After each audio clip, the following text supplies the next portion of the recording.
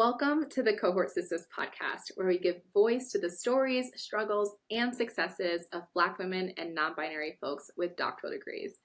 I'm your host, Dr. Ijama Kola, and today I'm really honored to have a conversation with Dr. Michelle Gibbs, an expert in the fields of theater, academia, and solo performance. Dr. Gibbs brings a blend of scholarship and creativity to the podcast today. Dr. Michelle Gibbs received a Ph.D. in theater with a graduate certificate in performance studies from Bowling Green State University, and her research spans Black performativity and critical identity studies, delving into the intersections of race, gender, and performance. Her insightful exploration of Zora Neale Hurston's theater work has reshaped our understanding of Southern Black communities' resilience. Dr. Gibbs fearlessly navigates challenging themes as a solo performer, using her body as a canvas for thought-provoking narratives. Thank you so much for joining us on the podcast, Dr. Gibbs, and thank you for your grace. We had some technical difficulties. I'm holding a baby. It was a struggle to get this started, but we're started. So thank you so much for being here. Yes, thank you so much for having me. I'm very, very grateful and so excited to chat. All right. So tell us a little bit about yourself. Where are you from? Where do you currently live? And what are some of the things that you like to do when you're not performing or doing research? Great question. I'm originally from Detroit, Michigan. I've been a lot of places since I've been to Detroit. I lived in California for a little bit. That's where I got my master's degree. I have an MFA in acting from University of California, Irvine. So I lived there for a little bit. I lived near Western Michigan for a little bit. I lived in New Orleans for a little bit.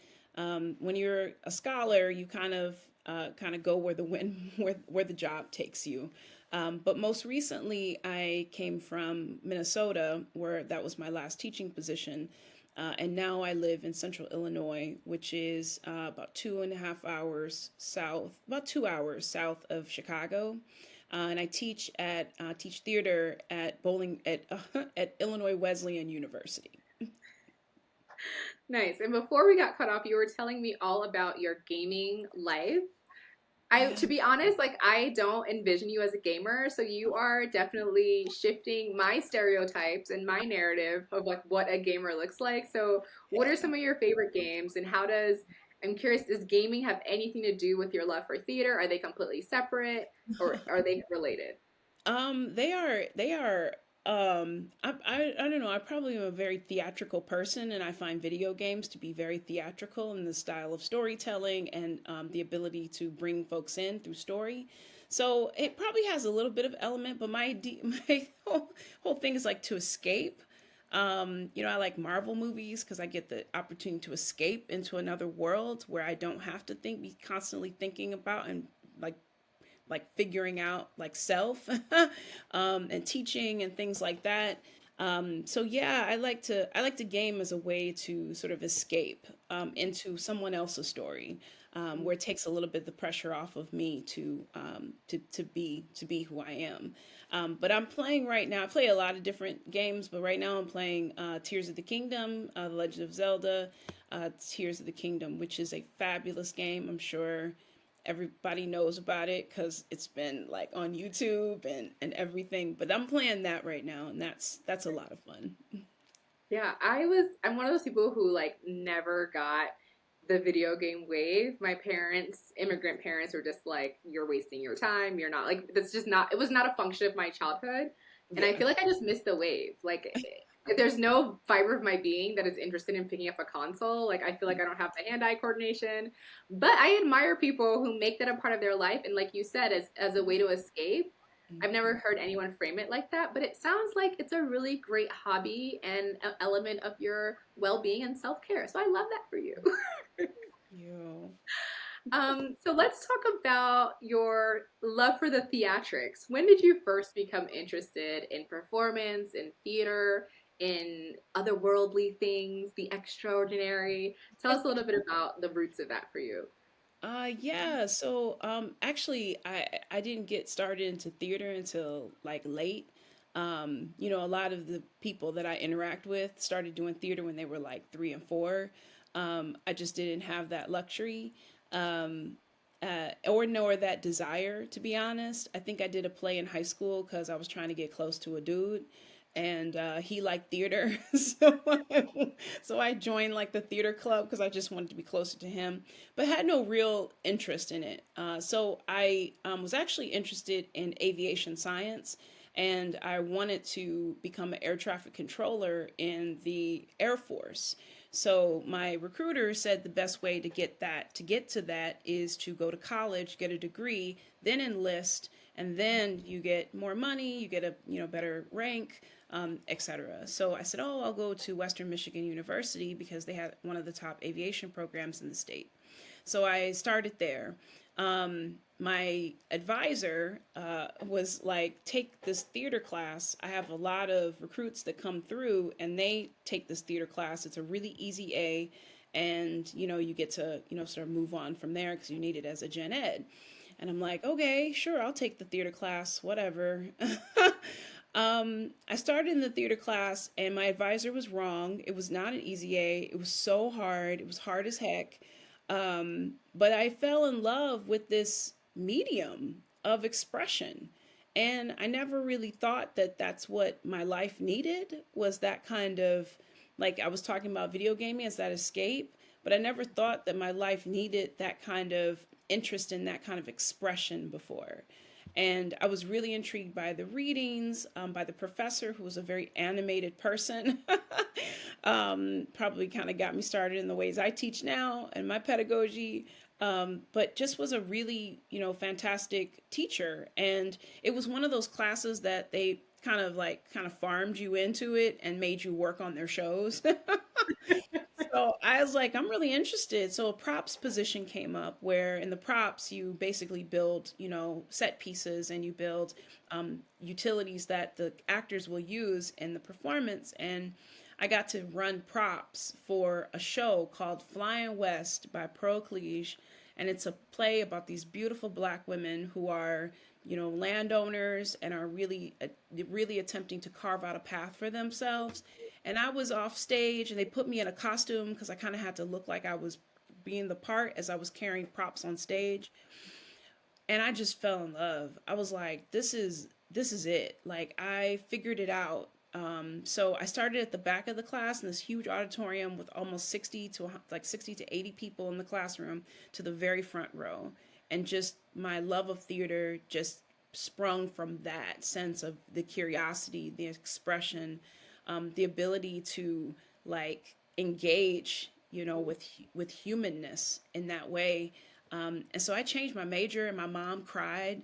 My mom was like, "You're gonna be broke for the rest of your life."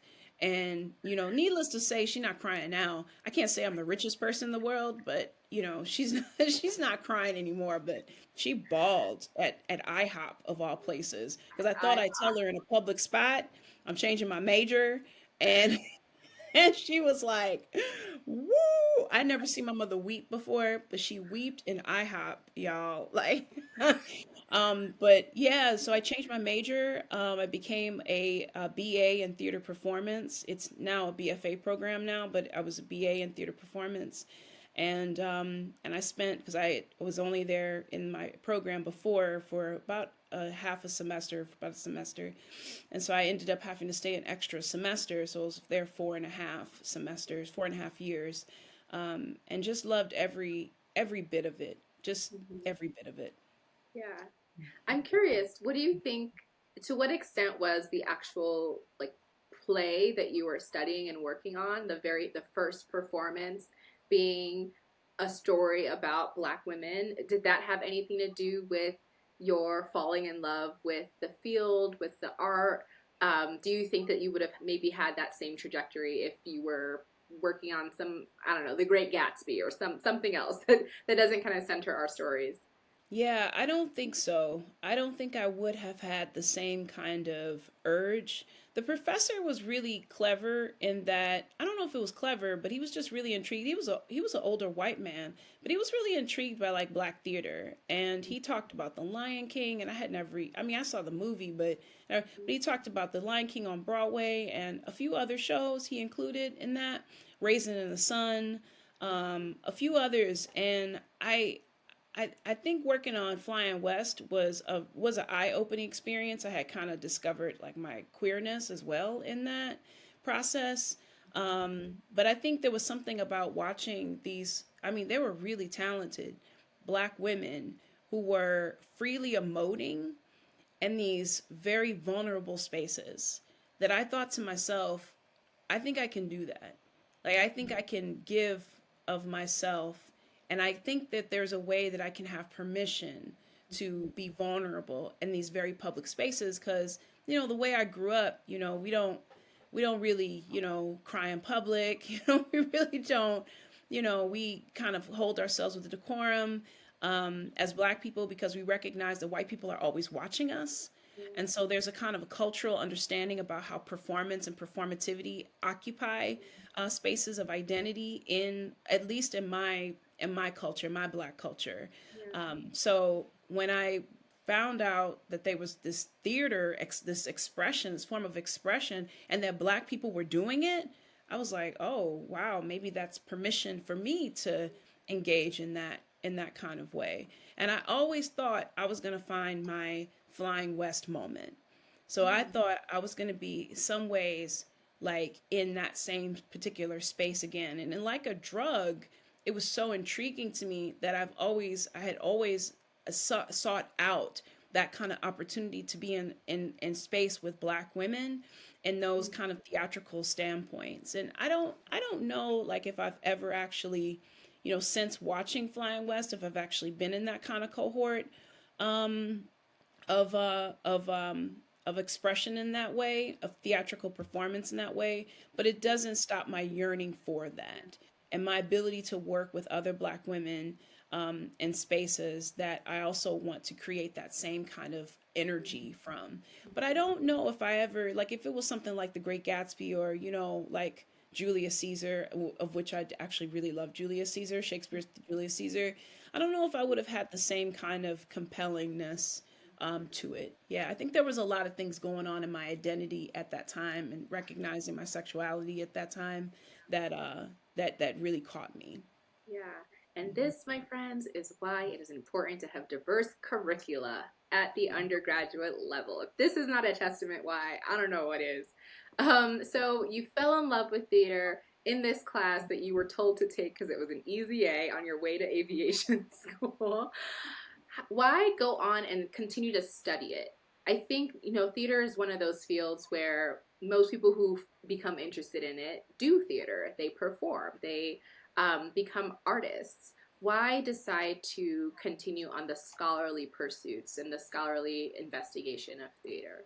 Oh, that's a really great question. So, I thought of myself as an actor and as an actress, and that I was going to pursue theater from that standpoint.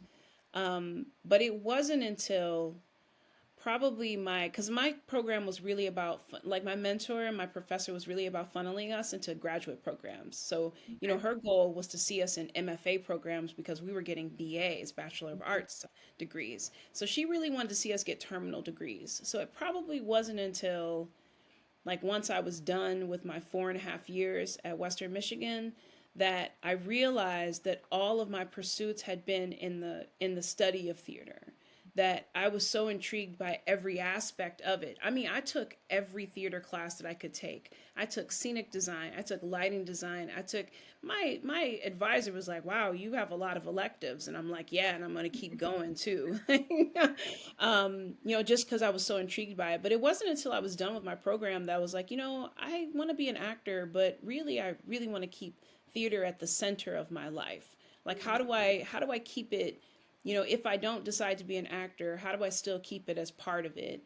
And I Yeah. think that's where the theater studies started to kind of come through. So I made sure to pick a graduate program in my MFA that I thought was going to kind of give me both of that sense so that I could study acting and kind of have a very focused understanding of acting, but it also allowed me to teach as well. So my last 2 years of my graduate program, I got a chance to teach and really thinking about like pedagogy and forming that and how that also impacted my desire to just study theater was also really important. I made sure that I got to be a TA for the theater history classes for the undergraduate students. So that also kept me in conversation with other ways of practicing and studying theater.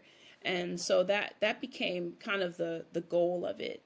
But I took a little bit of time between my MFA and my PhD. I took about 6 years off because I Okay. didn't know. Like my friends had all been telling me, in graduate school, oh, you're gonna go get a PhD. You're gonna go get a PhD. You're such an egghead. And I was like, nah, that's really not for me. Nah, I'm not really, because I was really scared of it, because a Mm. PhD means a lot. And going into that kind of like my graduate program was already, pretty rough in terms of like thinking about racism and it was already really rough. It was really an old white man's club. And I thought it's probably not going to get any easier in a PhD program. So I'm going to take a little bit of time. And then I started to enjoy film. And I started to produce film. And that way, I moved to New York and I started producing film. And that kind of occupied a lot of my time. But so, yeah, there was a little bit of space of time before I decided to go get the PhD, of which I realized by that point in my life, I had already had my daughter, that really I did want to teach theater. And that for whatever that was going to look like, that I wanted to be able to teach theater. And so I pursued the PhD with always the thought in mind of keeping theater at the center of it, but also marrying that with teaching and learning. And how was that going to expand? I had no idea what my research interest was going to be when I started my PhD program. It wasn't until once I was in it that came about. But knowing that like the core of me wanted to teach and learn and then also keep theater at the center was really profound for me. Yeah, I love that. So, what were some of the considerations that you were thinking through as you decided to go to Bowling Green State? And ultimately, after the fact, did you feel like that was the right decision for you? Mhm. Yeah, it was. It really was. I thought I was gonna, in order to get a PhD, I thought I was gonna have to go back and get an MA because a lot of PhDs have a Master of Arts in Theater Studies and Theater History before they move to the PhD program. And my advisor or my mentor from Western Michigan had done a lot of work with a professor who taught at Bowling Green. Okay. And she was telling me, you know, I think they're going to really appreciate your practical understanding of theater, and that's a strength of yours. And this program really does marry the study of theater, the history of theater, but also thinking about the practice of it. And how do you articulate that practice through these lenses of historiography, of history, and of the study of it? And she really encouraged me to apply. And I'm glad I did. It was the right program for me. It was actually the best program for me. Because coming in, I did not have a strong background in criticism in that way.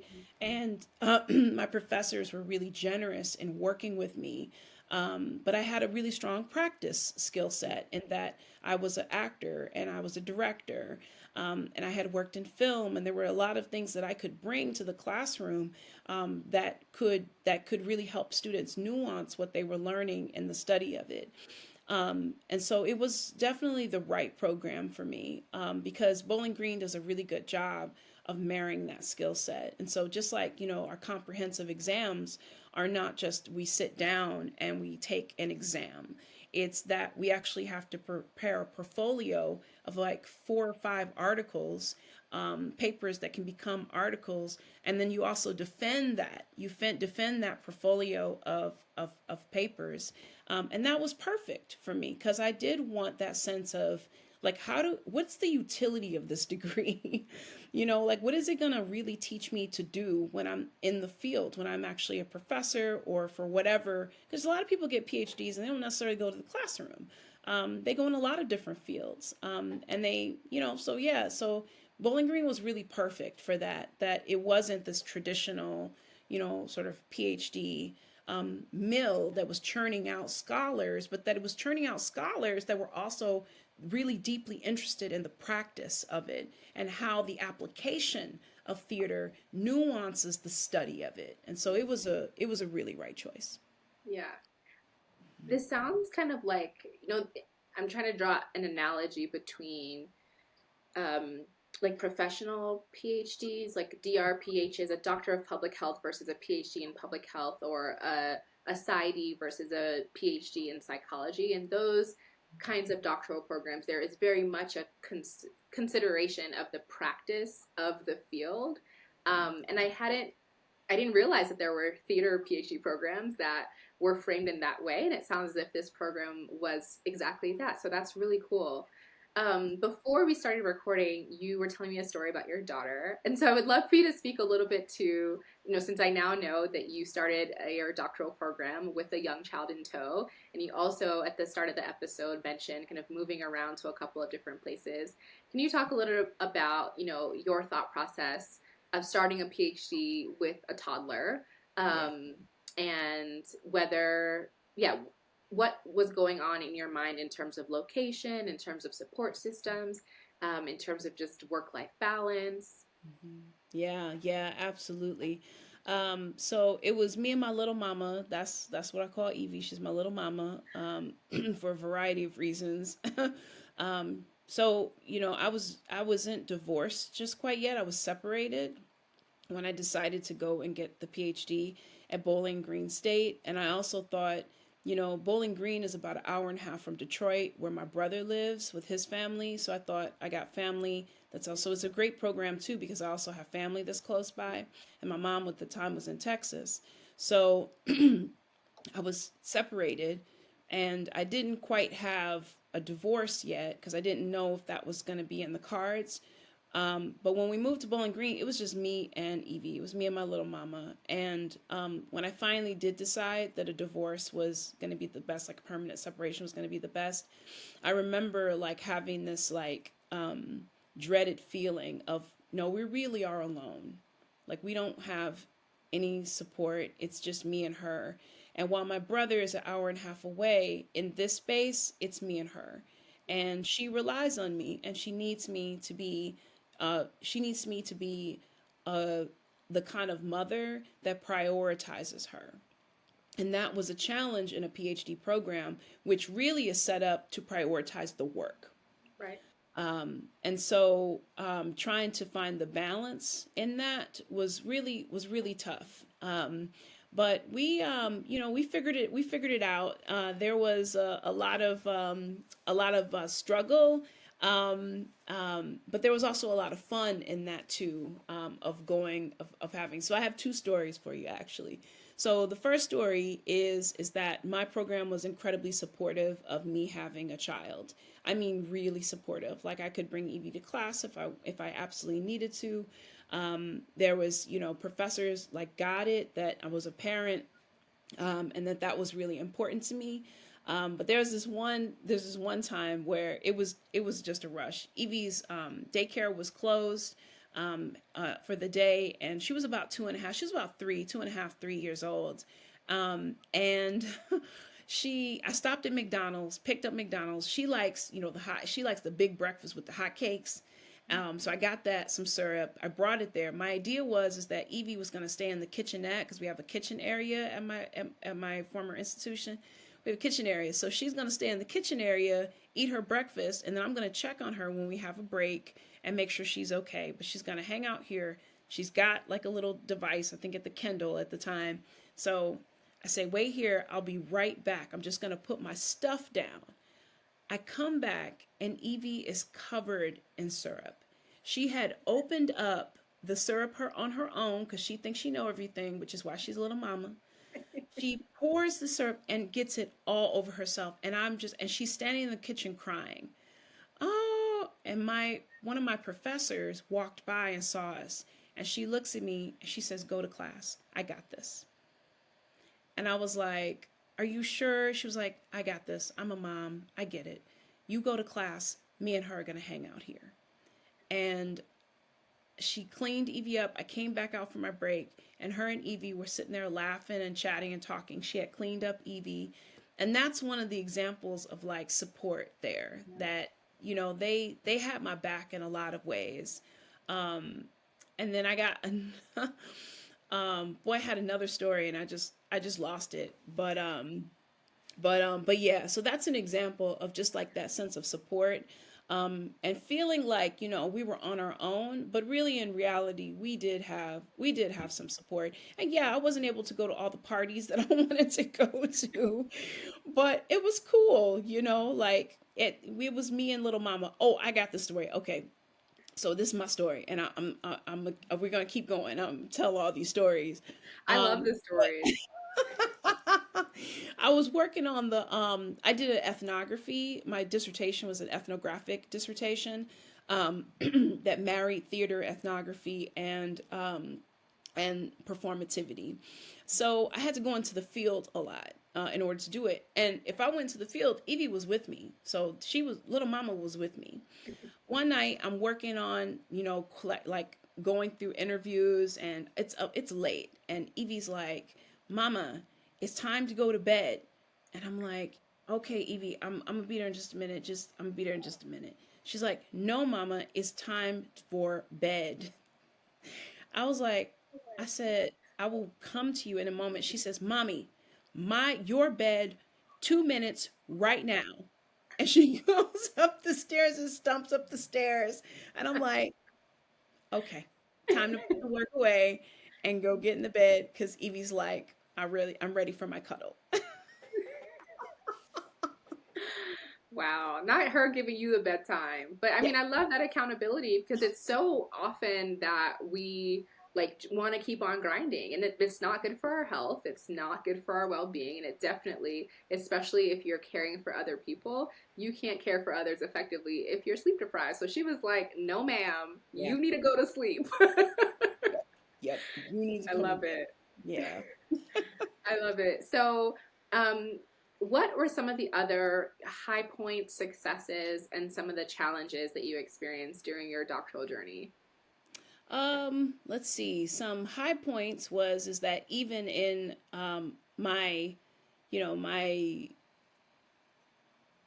well, two things. So even in my sort of lack of understanding, always of understanding of the criticism part, the theater criticism part, it never stopped my desire to engage in that way and to think about it from my practice oriented perspectives. And one of the highest points was that I even won an award for one of my papers that I delivered. I won this $500 award, and I think I actually have I can't get it right now, but I have the a plaque that they gave me. But a low point on in that was that I couldn't go to the presentation because I had Evie, and I didn't want to bring her. She needed to dress nicely for it. I just didn't have the money to get her anything nice to wear. And so I missed the presentation for it because I had, my little mama. And so I think the sort of balancing of like the fact that I'm able to have these kind of conversations and I'm brave enough to do this work Yeah. was really encouraging. But there were moments where, I just couldn't be at certain places because I had a child. I have a child, and that's necessary. Probably another low point I'd have to say was that I really wanted to write my dissertation about Zora Neale Hurston. I Okay. really wanted to write it about Zora Neale Hurston. But I struggled with the right mentorship to be able to make that happen. Okay. I didn't have any scholars in my program that were as familiar with thinking about Black womanhood, because that's what I was interested in, is thinking about Black womanhood in her texts. And I just didn't have that kind of mentorship available. But what I did have was mentorship in ethnography. And a lot of my professors were ethnographers themselves and were in performance and thinking about anthropology and a lot of that way. So I ended up writing my dissertation about that. But yeah, so that's probably like a pretty low point, was the discovery that that wasn't going to happen and I was going to have to Yeah. put Zora on the back burner. Yeah. Was pretty that was hard. That was hard to take. Yeah. But the ooh. um I was gonna say, but I mean the one of the benefits of being a scholar and being trained in this work is that it just continues. Like once you get your doctoral degree, you can continue to do the research, you can continue to do work. My little mama is talking to us now. I have one quick question before we kind of get into your life Mhm. postdoctorate, and this just came to me as you were talking about theater criticism. Um, Theater is an industry where criticism is baked into the work, Mhm. and so is academia. And I think that's something that one of the many things that often folks who are not familiar and don't know a lot of people who get a doctoral degree are surprised by is the kind of feedback you get on written work. When you submit an article and it just comes back rejected. So I would love if you could kind of speak to, if at all, and if so, in which ways did the field of theater prepare you, the criticism that is embedded, that culture of criticism that is embedded in theater, how did that prepare you to navigate getting feedback and criticism on your scholarly work? That's a really great question. So I think that my program did a good job in preparing us for that kind of engagement um, through like active participatory ways. So, for example, in one of my classes, Scott Mogelson, he's now at Washington University of Washington. He was at the time the editor for a journal, for the Journal of Dramatic Theater. I think he was. I can't quite remember JCT. Anyway, he was the journal managing editor, and he was like, "Guess what? I'm going to teach you about how to manage a journal." We're doing that this semester. And it was supposed to be a theater methods class, so it kind of fit in that methodese kind of way. But through that, we got to read papers and adjudicate papers and really learn and really speak the language of critical thought, critical thinking, and being able to help usher an author through their thinking and their ideas about a particular topic. And that was really rewarding, is having that sense of reading other people's work. And I mean, like, fairly big scholars who are writing to the journal and submitting articles to the journal, really did help us prepare for how to think about our own work through these critical lenses. And so I'm really great. It was challenging work, but I'm really grateful for it because it prepared me. Certainly, right now, as a managing editor for our journal, to really engage in that kind of those thought provoking ways of other people's scholarship that then I get to weigh in on in that way. So I felt like the program did a good job of, at least this professor did a really good job of introducing us to criticism by looking at other people's work and being able to respond in that in a way that was generative for the author. So it wasn't in this way of like, I am the critic, it's my job to glean your work through these lenses that are more self-serving for me as it is for you. But the idea of gift giving, that it was really about gift giving, that my feedback to an author helped an author nuance their thinking about something that was really like giving a gift to them. And then and then I also received something in return when an author resubmitted a paper for further feedback and inclusion in the journal. So that was, if that answers the question, I It think that. does. Yeah, it does. And I think that that framework of feedback as a gift is powerful and a really great reframing for folks who struggle to receive feedback, who kind of hold on to their scholarship and their work because they're afraid of sending it out until it's perfect so they get positive feedback. So I really I'm glad you shared that anecdote. So Yeah. now I want to talk about your life and work post PhD. So as you mentioned, Zora Neale Hurston's work is really significant to you. You wanted to study her work while you were doing your doctorate. You didn't get to do it to the end, but you were able to do it after. How does her theatrical work resonate with your exploration of Black womanhood and intersect with your anthropological and ethnographic research? Oh wow, all these great questions. I tell you though, if you give a scholar an opportunity to stand on their platform, we'll take it. So we're gonna be on a soapbox, we'll take it. So my fascination with Zora Neale Hurston first came out of my graduate program, where I took a class in theatrical modernism, or American modernism, that looked at plays, reframed these plays through this very theatrical lens. And Zora Neale Hurston was one of the scholars that were part of that. I didn't even know she wrote plays until I took that class and discovered that she had written a lot of plays. And in a lot of ways, theater was actually going to, because at the time period, theater was going to save the race.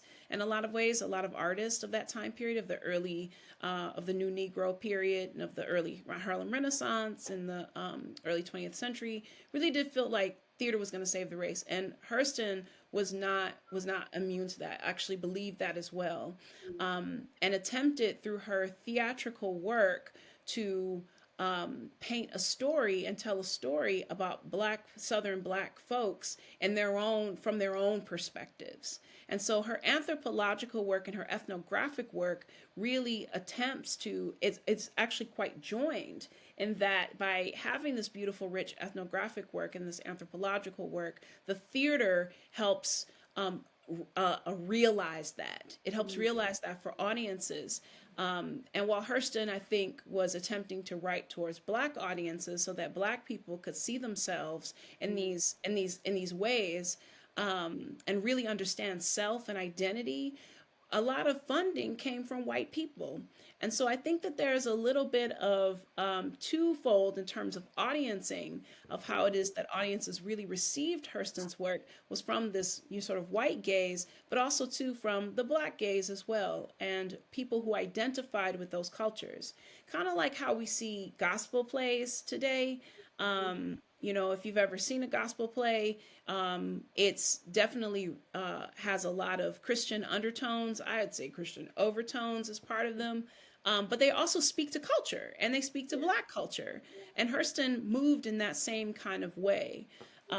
So I think in terms of my own investigations of her work, that Black womanhood appears as a stark contrast to Black malehood, to Black men in these plays. And a lot of times Black women are arguing for one aspect of identity, and then Black men are often arguing for something different.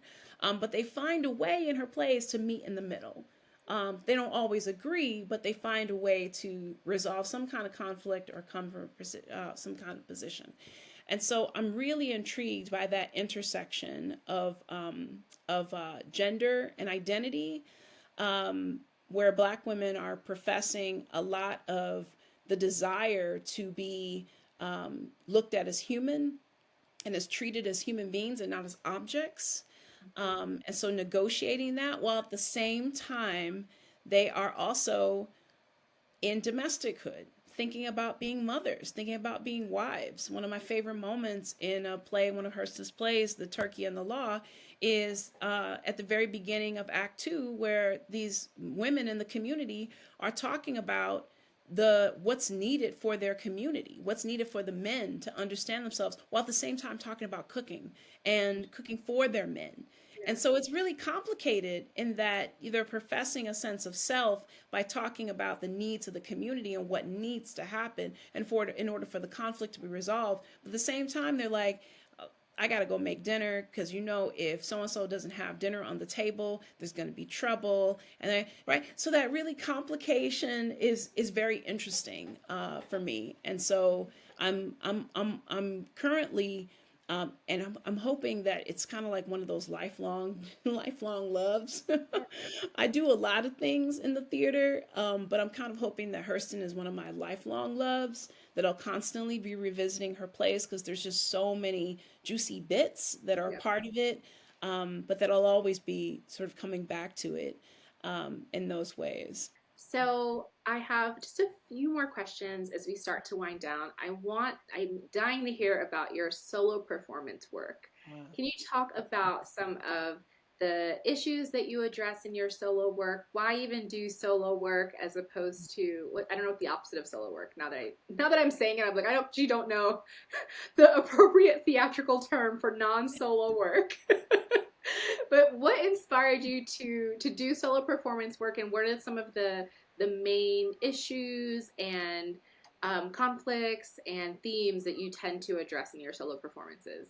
Oh yeah, this is you're asking all these great questions. This is so awesome. Okay. So my interest so I have a certificate in performance studies from my institution. And so a lot of my professors spent time doing ethnographic work and connecting it to theater and particularly theatrical practice.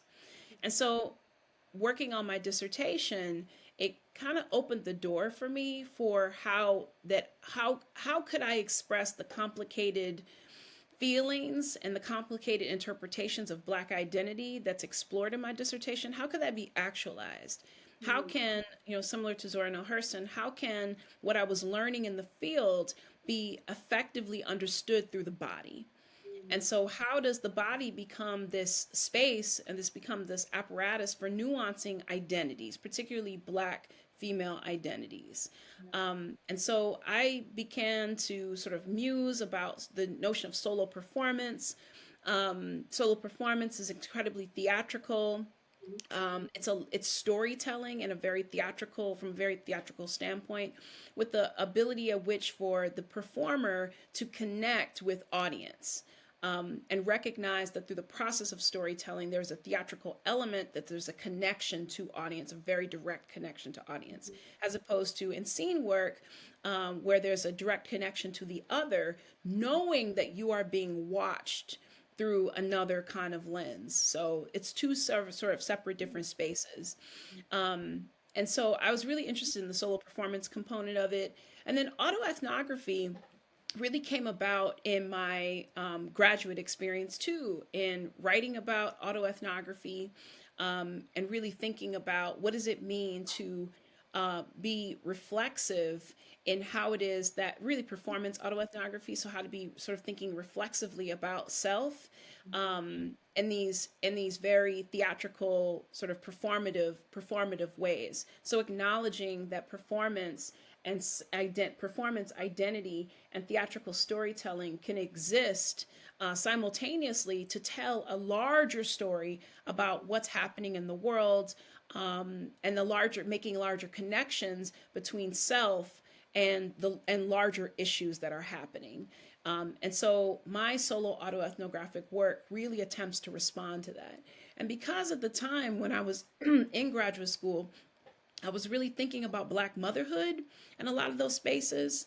My writing of my solo autoethnographic work really took shape there. I was really intrigued. One of my very first pieces was called Blunt Force Trauma, where I was really intrigued by how it is that a mother could hurt her child. I had learned about a story of a Black woman who had murdered her son, because he had thrown a Wii controller, a remote controller, video game controller, to their television. And so she beat him to death. And yeah, it was very tragic. She had beat him to death. And the thing was, is she waited 5 days in their apartment for him to die. And Wow. the whole time, she doesn't, you know, the whole thinking of it, I think her processing of it is that she doesn't think he's that bad. And she was also, when she was, caught by the police and, arrested and incarcerated, she told the judge that she was afraid and that she was scared that she was going to get in trouble.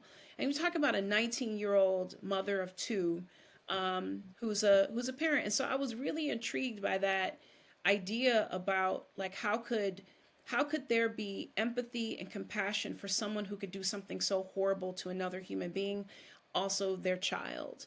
And so that intersection of just finding empathy, I felt like solo autoethnographic performance gave me a way to look through my own life and how I was parenting my own child, because we really don't, we really don't know as parents if we're doing a good job. We 100%. Yeah. listen to what our elders and our ancestors tell us about parenting, but we don't know. We could be causing harm. We could be doing harm. And so I wanted a very I wanted a way to negotiate that. And I felt like solo autoethnographic performance gave me the platform and really gave me the lens to be able to critically understand how was my relationship to my daughter, um, uh, uh, sort of a dance. How was my relationship to my daughter, really impactful compared to this woman who had a relationship with her son in this way. And so I say all that to say that solo autoethnographic performance really does open up spaces of empathy and really the exploration of humanness in that. So when you're connecting a very hot topic to, thinking about self, it opens up the door for a lot of conversations that audiences can have with each other, that audiences can have with the performer. So always making sure that in any of my performances, I have talkbacks, so that gets the audience talking about what it is that I did. Is really important and really valuable. So it becomes this beautiful way of expression that's also this way of learning and navigating how we know, and what we know. And so yeah, so I feel very privileged to do that kind of work, because there's a lot of troubling ways that you can get caught up in self and forget that the work really is for a larger audience. And we learn something in that larger audience, which I think separates, the work of, like, let's say, Richard Pryor, who I also think is a very compelling solo performance artist, and the work of John Leguizamo, and wanting to talk about his culture, Puerto Rican, Norican culture, is solo performance in a way that is attempting to tell a story. But when you add the autoethnographic component, we begin to learn something about ourselves and about the communities at which we are a part of. And the audience also gets that as well. So again, about this gift exchange, I'm all about exchanging gifts, y'all. Yeah. So this beautiful exchanging of gifts that happen when we combine and really think through solo autoethnographic performance. I am just like so intrigued by all this. Is so different from my work and really anything that I'm familiar with. So I am like really curious. I'm gonna scour the internet and figure out how we can find some of your work and some of your performances, and we'll drop whatever we find in the show notes so that anyone else listening can also better understand and hopefully be able to experience some of what you're talking about, that gift exchange of the autoethnographic work from the actor, the performer to the audience. It just sounds so fascinating. So I'm really excited to delve in a little bit more deeply. Final two questions as you reflect on your doctoral journey. What's one thing that you would do differently if you had to do it all over again? Oh, yeah. Okay. So if I had to do it all over again, um, I was going to a lot of conferences when I was a graduate student. Okay. And I think if I had to do it all over again, I would have involved myself in more theater groups, that had like strong, like, I don't want to say strong, but just had more Black women, Yeah. as part of, um, as part of those conversations. So being able to, you know, go to ATHA, Association for Theater and Higher Education, which is really expensive to go to, and connecting with the Black Theater Association there, BTA, where there are a lot of Black women who occupy a lot of those spaces, and there. So just being able to, do more to make those connections, and if not, like finding ways that I could facilitate that kind of engagement with Black female scholars in the field.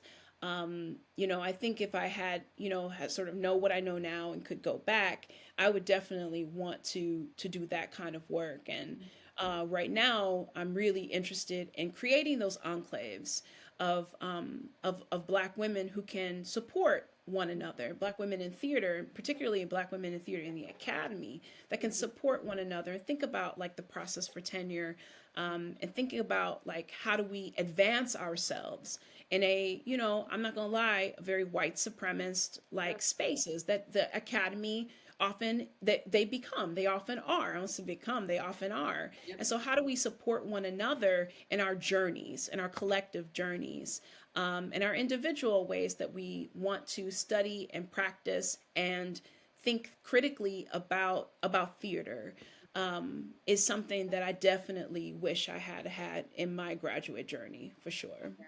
No, that makes a lot of sense. And Mhm. last question, what is one final piece of advice that you have for current Black women and non-binary doctoral students, perhaps especially those who are in the humanities and the arts? What's some advice that you have for them? Okay, so I know you asked me for one, but I got two. My first thing is that as Black folks, we need a plan. Hmm. We need a plan of action because folks will tell us, you know, white folks will tell us what that what our scholarship should look like and the kind of communities that we should be working with and thinking about, especially as you move in the tenure process. Yeah.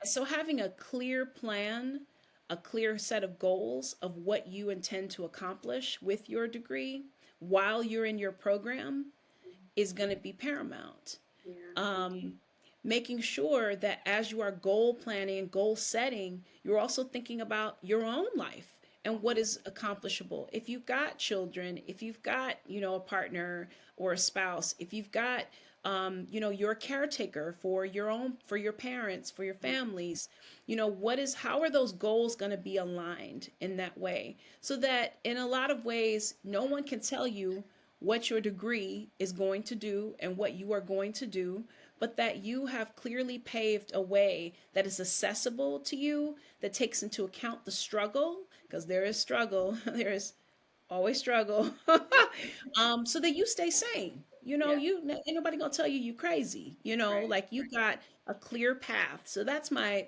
first one. My second one is that get a life.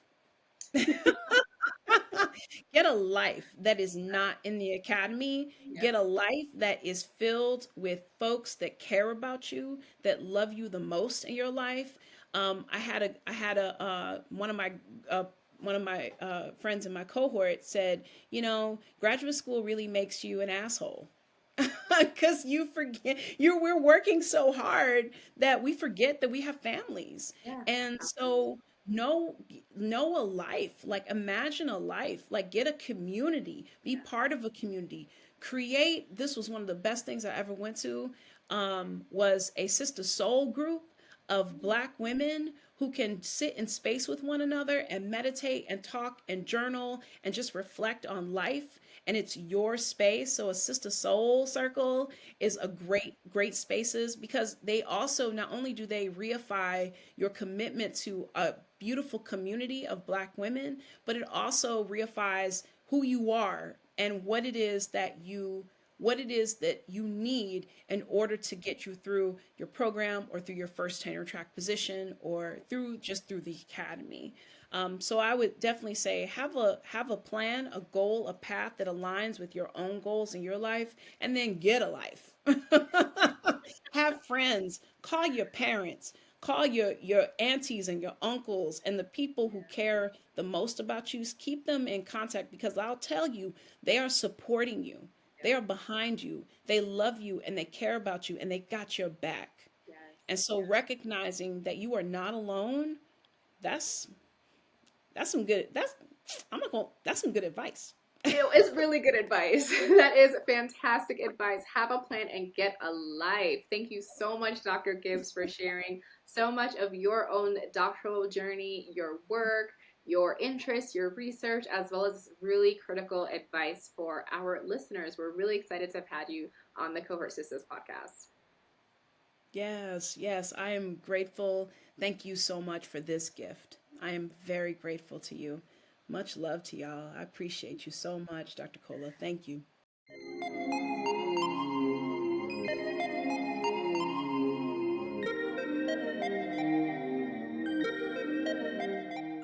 Thank you again for listening to this week's episode of the Cohort Sistas podcast. If you are a Black woman interested in joining the Cohort Sistas membership community, or you're looking for more information on how to support or partner with Cohort Sistas, please visit our website at www.cohortsistas.com. You can also find us on all social media platforms at Cohort Sistas. Don't forget to subscribe to the Cohort Sistas podcast and leave us a quick review wherever you're listening. Thank you so much for joining us this week, and we'll catch you in next week's episode.